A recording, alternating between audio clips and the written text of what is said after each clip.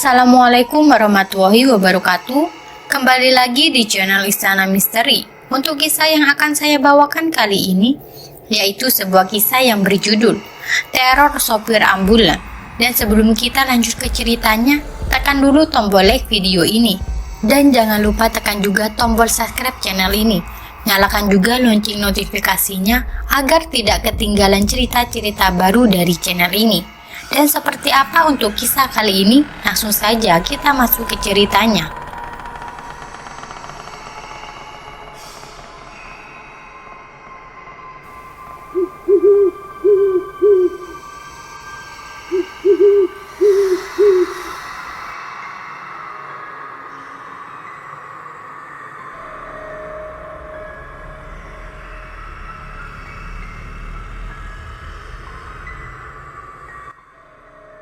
Dikala itu di Jawa Timur, sekitar tahun 2002, kisah ini berkisah tentang seorang pria bernama Pak Yahya yang bekerja sebagai seorang pengemudi ambulan di sebuah desa kecil di Jawa Barat.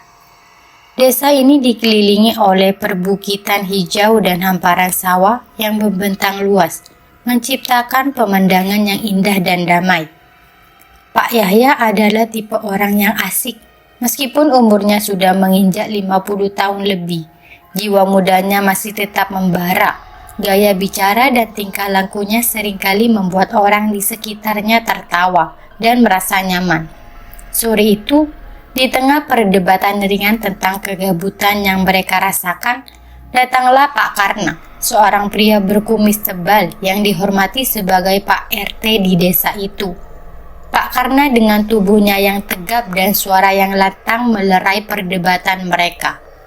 Kehadiran Pak Karna terasa seperti angin segar bagi Pak Yahya. Pak Karna menawarkan sebuah pekerjaan kepada Pak Yahya, sebuah kesempatan yang diharapkan bisa memperbaiki nasibnya.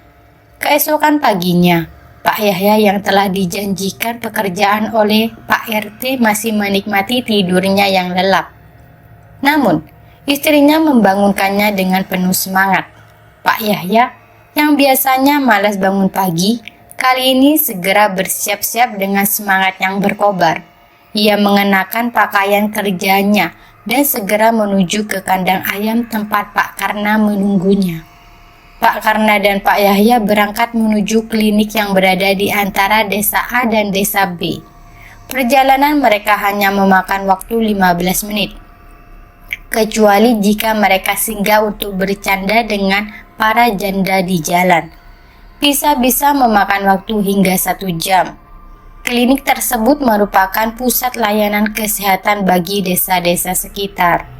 Di klinik, Pak Yahya mengikuti proses wawancara dengan penuh antusias. Namun di tengah proses tersebut, terjadi kejadian yang membuat suasana menjadi cemas. Mengapa Pak Yahya belum berangkat? Mengingat waktu yang berharga dalam situasi darurat. Pak Yahya segera mengetahui bahwa ada sebuah kecelakaan di desa sebelah. Sebagai pengemudi ambulan, tugasnya adalah memastikan bahwa pasien mendapatkan perawatan medis secepat mungkin. Dengan sigap, Pak Yahya bergegas menuju ambulannya, meninggalkan segala urusan pribadinya demi tugas yang lebih penting. Perjalanan menuju lokasi kecelakaan terasa begitu tegang. Pak Yahya dengan keahliannya dalam mengemudikan ambulan berhasil tiba di lokasi dalam waktu singkat. Ia dan tim medis segera memberikan pertolongan pertama kepada korban kecelakaan. Pak Yahya merasa bangga dan puas karena berhasil menjalankan tugasnya dengan baik, menyelamatkan nyawa seseorang. Pak Yahya menjelaskan bahwa ia perlu memanaskan mesin terlebih dahulu. Namun pimpinan klinik tampak semakin cemas membayangkan waktu yang terbuang sia-sia. Pimpinan klinik yang kebetulan berada di sekitar garasi merasa heran melihat ambulan masih belum bergerak dan bertanya dengan nada sedikit cemas. "Mengapa ambulannya belum jalan, Pak Yahya?" Dengan suara tenang namun tegas, Pak Yahya menjawab, "Saya harus memastikan mesinnya dalam kondisi prima dulu, Pak. Kita tidak boleh mengambil resiko dengan ambulan mogok di tengah jalan." Setelah mesin siap, Pak Yahya segera berangkat menuju lokasi kecelakaan. Perjalanan memakan waktu sekitar 30 menit. jauh lama dari yang diharapkan. Jalanan yang sempit dan dipenuhi oleh kerbau yang berkeliaran di pinggir jalan menyebabkan kemacetan yang cukup parah. Selain itu, kurangnya kesadaran masyarakat terhadap suara sirine ambulan juga memperlambat perjalanan mereka. Pak Yahya berjuang keras untuk tetap tenang dan fokus dalam situasi yang penuh tekanan ini. Sesampainya di tempat kejadian perkara, Pak Yahya dihadapkan dengan kerumunan yang berkumpul di sekitar lokasi kecelakaan. Petugas kepolisian sudah berada di sana, dan korban kecelakaan, seorang pengendara motor, sudah ditutupi dengan daun pisang dan daun kebun sebelah. Sementara itu, pengendara mobil hanya mengalami luka ringan. Pak Yahya memperkenalkan diri kepada petugas polisi yang kemudian menawarkan bantuan untuk mengangkut korban ke ambulans. Ini pertama kalinya Pak Yahya harus membawa jenazah. Ia tidak dapat menahan rasa mual dan akhirnya muntah. Petugas polisi yang melihat kondisi Pak Yahya langsung bertanya dengan empati dan memahami bahwa ini pengalaman pertama kali Pak Yahya. Dengan baik hati, petugas tersebut menawarkan untuk mengangkat jenazah sementara Pak Yahya menunggu di mobil. Setelah jenazah dimasukkan ke dalam ambulan, Pak Yahya kembali mengemudi menuju klinik. Mengemudi sendirian dengan jenazah di belakang bukanlah hal yang mudah. Perasaan takut, cemas, dan bau anyir darah yang menyengat membuat perjalanan itu semakin menegangkan. Pak Yahya berusaha tetap fokus. Sesekali melirik ke belakang dengan harapan jenazah tersebut tetap diam di tempatnya. Setibanya di klinik, Pak Yahya mengalami kejadian yang mengerikan. Saat ingin menutup pintu belakang ambulan, ia melihat darah yang menggenang di lantai mobil, cukup banyak dan sangat kental. Dengan inisiatif sendiri, Pak Yahya membersihkan darah tersebut di area belakang klinik. Meskipun baru pertama kali mengalami situasi seperti ini, ia mencoba tetap tenang dan menyelesaikan tugasnya. Seiring berjalannya waktu, pengalaman Pak Yahya membawa jenazah semakin bertambah, mulai dari korban kecelakaan hingga orang sakit yang meninggal. Perjalanan-perjalanan ini membuatnya terbiasa dengan pemandangan mengerikan dan aroma darah yang menyengat. Meskipun begitu, ia selalu berusaha menjaga profesionalisme dan ketenangannya dalam menjalankan tugasnya. Pada suatu malam yang mencekam, Pak Yahya mendapat panggilan darurat untuk mengangkut jenazah korban kecelakaan bermotor. Ia menggunakan motor buntut milik Jamil yang dipaksa melaju cepat di tengah malam yang gelap. Setibanya di klinik, Pak Yahya menyiapkan ambulan dengan segera dan meluncur ke lokasi kejadian. Perjalanan malam itu terasa lebih mencekam, dengan desa yang masih banyak pepohonan tinggi di sekitar jalannya, serta lampu penerangan yang minim. Dalam perjalanannya yang penuh tekanan dan ketegangan, Pak Yahya tetap berusaha menjalankan tugasnya dengan baik. Ia menyadari bahwa tanggung jawab sebagai pengemudi ambulan adalah tugas mulia yang harus dijalankan dengan penuh dedikasi dan keberanian, meskipun harus menghadapi situasi-situasi yang menakutkan dan menegangkan. Untungnya lampu mobil ambulan masih berfungsi dengan baik. Pak Yahya menjalankan mobilnya dengan kecepatan sedang, khawatir ada hewan atau warga yang tiba-tiba menyeberang jalan. Untuk menuju desa B dari tempat kejadian, mereka harus melewati sedikit hutan dan jalan yang berkelok-kelok, tanpa penerangan sama sekali, yang hanya mengandalkan lampu mobil. Saat memasuki hutan tersebut, Pak Yahya mulai merasakan ketegangan dan mencoba mengalihkan pikirannya dengan hal-hal lain. Suasana di dalam mobil hanya berisi jenazah korban kecelakaan semakin menambah kekhawatirannya. Pak Yahya berusaha tetap tenang di tengah suara mesin mobil yang terus menggeram. Di tengah keheningan malam, Pak Yahya mendengar suara sayup-sayup seperti ada yang memanggil namanya. Ia mencoba meyakinkan dirinya bahwa itu hanyalah halusinasi dan berusaha fokus pada jalan di depannya.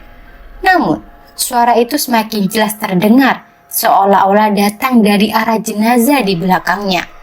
Pak Yahya menyambut doa untuk menenangkan dirinya, tapi pikirannya semakin kacau. Keadaan panik membuatnya menginjak gas lebih dalam, berusaha mempercepat laju mobil agar segera keluar dari hutan tersebut. Di saat yang bersamaan, suara itu berubah menjadi tangisan seorang anak kecil. membuat Pak Yahya semakin ketakutan. Suara tangisan itu terdengar jelas dari arah belakang, dari tempat jenazah berada. Pak Yahya mencoba tetap fokus, menolak untuk melirik ke arah spion lagi karena bayangan yang ia lihat sebelumnya sudah membuatnya merinding. Namun, suara tangisan itu semakin keras, seolah-olah berasal dari jenazah di belakangnya. Dengan tubuh yang gemetar dan lemas, Pak Yahya berusaha tetap tenang dan mengemudi menuju desa B. Lampu-lampu jalan di desa B mulai terlihat, memberikan sedikit rasa lega bagi Pak Yahya. Ia mencoba melirik ke arah spion lagi, dan anehnya, sepanjang perjalanan di desa B, semuanya tampak normal dan tidak ada kejadian aneh yang menimpanya. Namun, ketakutan itu kembali saat mobil meninggalkan desa B dan memasuki hutan menuju klinik. Rasa takut yang luar biasa melanda Pak Yahya lagi. Meskipun tidak ada apa-apa yang terlihat di spion, ia yakin bahwa suara itu berasal dari arah belakang. Suara tangisan itu semakin keras dan jelas adalah suara seorang anak kecil yang Pak Yahya yakini berasal dari salah satu korban kecelakaan. Semakin lama suara tangisan itu semakin keras, membuat Pak Yahya merasa sangat cemas. Pak Yahya kembali fokus pada jalan di mobilnya, mencoba mengesampingkan suara-suara aneh tersebut. Selama 15 menit perjalanan yang terasa seperti selamanya, akhirnya Pak Yahya tiba di klinik dengan selamat. Ia segera menurunkan jenazah dan merasa lega setelah tugasnya selesai. Namun, kejadian aneh di malam itu meninggalkan bekas yang mendalam bagi Pak Yahya. 2 hari setelah kejadian itu, Pak Yahya mendapat tugas untuk mengantar jenazah pasien yang meninggal dunia di klinik ke rumahnya. Pasien tersebut meninggal karena serangan jantung, sehingga tidak ada darah yang keluar dari tubuh jenazah tersebut. Rumah jenazah tersebut berada di desa B, hanya 15 menit perjalanan. Pak Yahya mencoba tetap tenang meskipun perasaan takut masih menghadapinya. Kejadian malam itu selalu menghantui pikirannya setiap kali ia mengemudi di malam hari, terutama ketika melewati jalan yang sepi dan gelap. Namun, sebagai pengemudi di ambulan, Pak Yahya harus tetap profesional dan menjalankan tugasnya dengan penuh tanggung jawab, meskipun harus menghadapi ketakutan yang luar biasa. Namun keanehan kembali terjadi saat perjalanan menuju ke rumah duka. Tidak ada satupun anggota keluarga yang menemani jenazah di mobil. Mereka semua lebih memilih untuk naik motor, meninggalkan Pak Yahya sendirian bersama jenazah. Pak Yahya tidak terlalu memikirkan hal itu dan hanya mengangguk setuju karena itu sudah menjadi tugasnya. Pak Yahya menambah kecepatan mobilnya sedikit saat kelokan sudah dekat. Ia melihat lampu belakang motor tersebut dari kejauhan, yang membuatnya merasa lega karena masih bisa mengejar. Pak Yahya berusaha menambah kecepatan mobilnya agar jaraknya semakin mendekati motor di depan. Saat jarak mobil dengan motor tersebut sudah cukup dekat, samar-samar Pak Yahya mulai bisa melihat pengendara motor itu lebih jelas. Namun, hal yang dilihatnya membuatnya bingung. Awalnya dia melihat ada 2 orang di motor itu ketika mereka keluar dari klinik, namun yang terlihat hanya 1 orang saja. Pak Yahya memperhatikan pengendara motor itu lebih seksama dan kaget melihat kepala pengendara tersebut dalam posisi menghadap ke belakang, sementara tubuhnya tetap menghadap ke depan. Posisi kepala itu benar-benar tegak lurus, bukan sekedar menoleh ke belakang. Wajah pengendara itu juga sangat mirip dengan wajah anak kecil korban kecelakaan 2 hari lalu. Kepalanya berbelah. Tanpa berpikir panjang, Pak Yahya langsung menginjak rem mobilnya dengan keras. Namun, saat mobilnya terhenti, terdengar bunyi benda yang menabrak bagian belakang mobil Pak Yahya. Dia terkejut dan segera melihat ke arah spion belakang, tetapi yang terlihat hanyalah kegelapan. Dia segera turun dari mobil untuk memeriksa apa yang terjadi. Ketika sampai di belakang mobil, dia kaget bukan main ketika melihat bahwa motor yang membawa keluarga jenazah yang tadi diantarnya ternyata menabrak mobilnya. Pak Yahya berada dalam kebingungan dan ketakutan, tidak tahu harus berkata apa.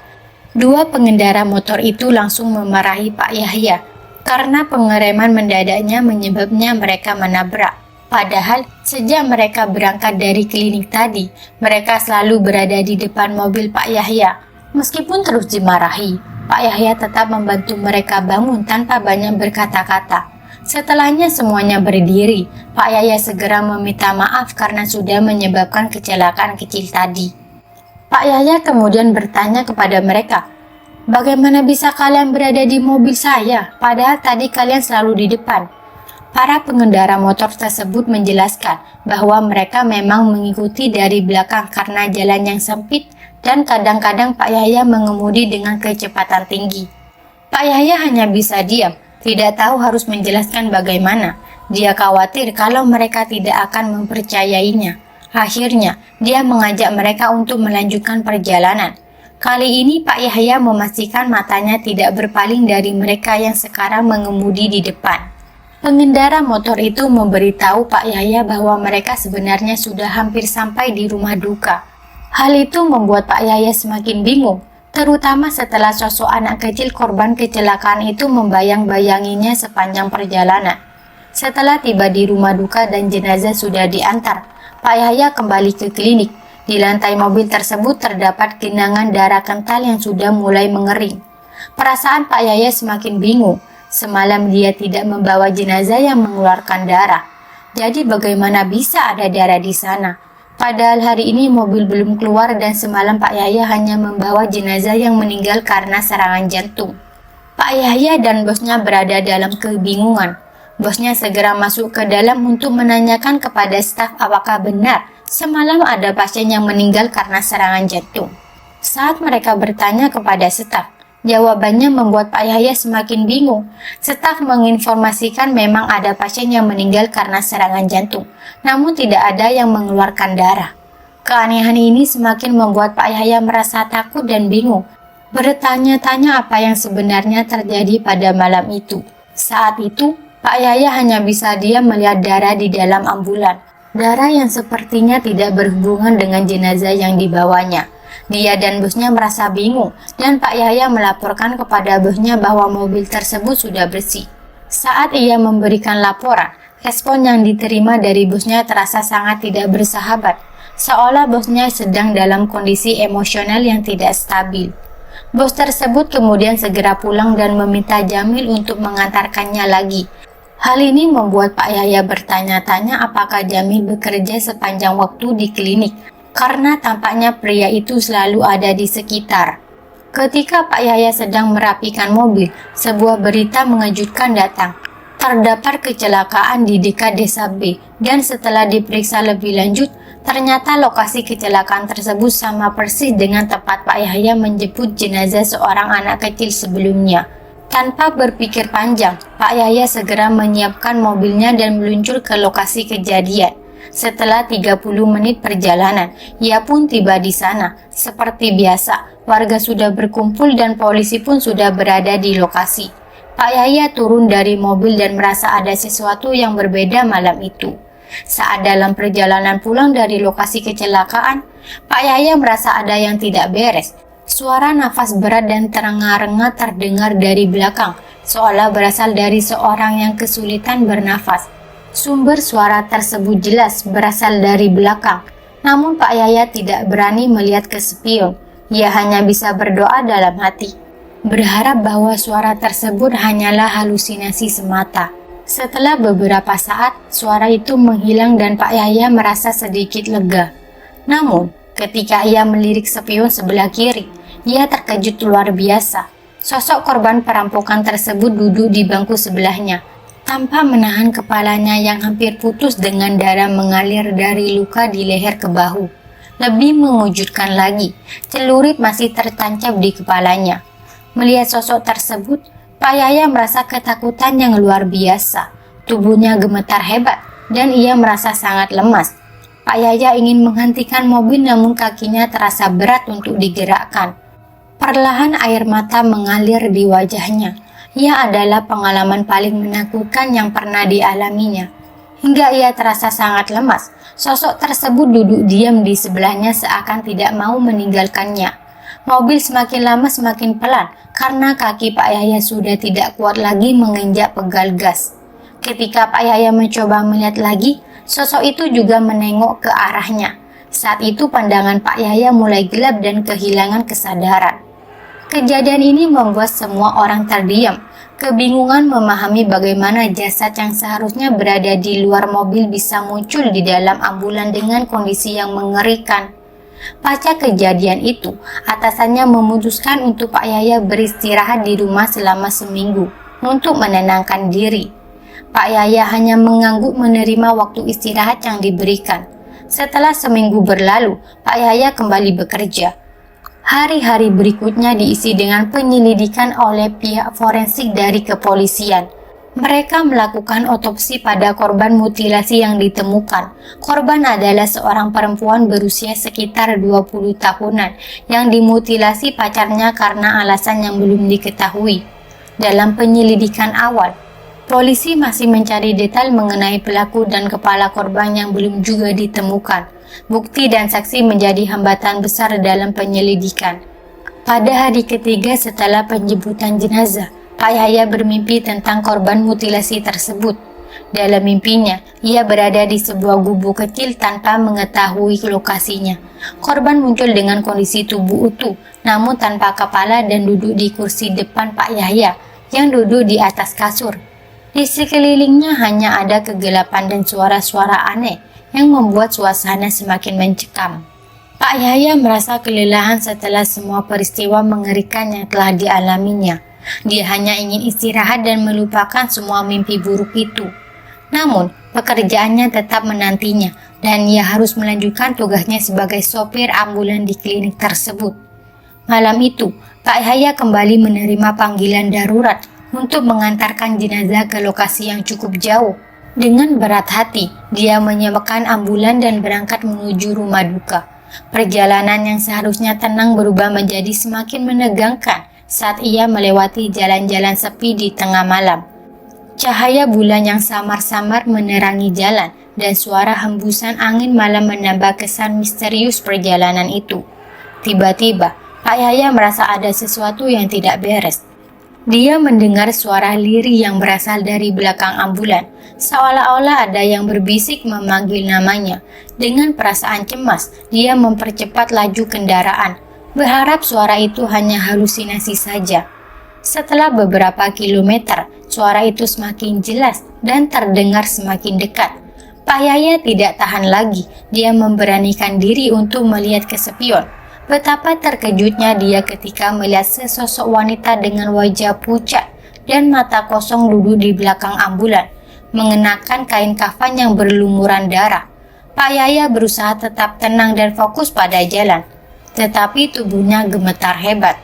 Sesampainya di rumah duka, Pak Yahya dengan cepat menurunkan jenazah dan segera berpamitan untuk pulang. Namun, saat hendak meninggalkan lokasi, ia merasa ada sesuatu yang menahan langkahnya. Kakinya terasa berat dan perasaannya semakin tidak menentu. Pak Yahya menyalakan mesin mobil dan segera melaju pulang. Di tengah perjalanan pulang, ia merasa mobilnya semakin lambat meskipun sudah menginjak pedal gas dalam-dalam. Pak Yahya kembali melihat ke spion dan kali ini ia melihat banyak sosok yang duduk berdesakan di dalam ambulan. Semua mengenakan kain kafan putih. Rasa takutnya semakin memuncak, namun dia berusaha tetap tenang dan fokus untuk sampai ke klinik. Setibanya di klinik, Pak Yahya segera memarkirkan ambulan dan turun dengan tubuh yang lemas. Dia melihat sekeliling, berharap ada seseorang yang bisa membantunya. Seorang perawat datang menghampirinya dan menanyakan kepada Pak Yahya. Dia hanya bisa mengangguk lemah dan meminta izin untuk beristirahat sejenak. Keesokan harinya, Pak Yahya memutuskan untuk berbicara dengan atasannya mengenai semua kejadian aneh yang telah dialaminya. Dia merasa perlu mengambil cuti dan menenangkan diri dari semua tekanan dan rasa takut yang menghantuinya. Atasannya mengerti dan memberikan izin cuti selama beberapa minggu. Selama masa cutinya, Pak Yahya banyak merenung dan mencoba memahami semua peristiwa yang telah dialaminya. Dia merasa ada sesuatu yang lebih besar di balik semua kejadian ini. Mungkin ini adalah cara alam atau Tuhan untuk mengingatkannya akan sesuatu. Dia memutuskan untuk mencari bantuan spiritual dan mendatangi seorang kiai di desa sebelah. Kiai tersebut mendengarkan semua cerita Pak Yahya dengan seksama dan memberikan nasihat serta doa untuk menenangkan hatinya. Pak Yahya merasa lebih tenang setelah mendapatkan bimbingan spiritual tersebut. Dia mulai memahami bahwa hidup ini penuh dengan misteri dan ujian yang harus dihadapi dengan keberanian dan keteguhan hati. Setelah beberapa minggu berlalu, Pak Yahya merasa siap untuk kembali bekerja. Dia memutuskan untuk menghadapi semua ketakutannya dengan keberanian baru. Dengan hati yang lebih tenang, dia kembali ke klinik dan melanjutkan pekerjaannya sebagai sopir ambulan. Namun, kali ini dia lebih waspada dan selalu berdoa sebelum memulai perjalanan, berharap perlindungan dan ketenangan dalam menjalankan tugasnya. Baik teman-teman, sekian untuk kisah kali ini. Bagaimana menurut kalian tentang kisah ini? Tulis di kolom komentar. Dan buat teman-teman yang baru bergabung, jangan lupa untuk like, komen, share, serta subscribe channel ini. Dan nantikan kisah-kisah horor berikutnya. Tetap di channel Istana Misteri. Terima kasih. Wassalamualaikum warahmatullahi wabarakatuh.